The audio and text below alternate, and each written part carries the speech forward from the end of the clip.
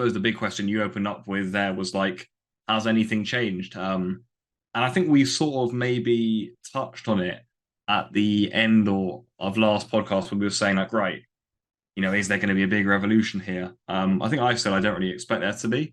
I think that's probably what it's been so far, to be honest. I think a lot of people on social media probably thought like Barcelona were going to go out like gladiators, like all for Xavi, like leave it on the line, win every game 4-0. And it was just like, but for me, Osasuna and Alaves, from what I saw both those games, were, pretty similar to what we've seen for the season, in my opinion. Pretty goddamn similar. I thought Osasuna first half, again, pretty stale.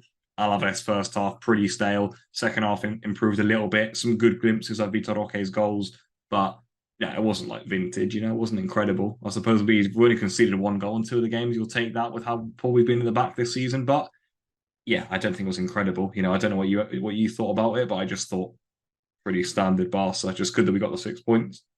Yeah, no different for me other than more injuries, right? I would say, well, okay, let me back up. Two players that I think we are seeing a difference in, but it's only because of the experience that they're getting. Lamine Yamal and Vitor Roque. Yeah. We'll get to Vitor, here in a minute. But I think for me, those two players in the last two matches, we're seeing hit their stride. I in maybe 2 episodes ago, I said I'm not worried about Vitor, but we are seeing that he's going to need a little bit more time. Fast forward a couple weeks, I think he's now at the point where we can say, okay, he's showing signs. He's gonna be the one, right? I think come next season there might be a real competition for who that starting forward is between Vitor and Lewandowski.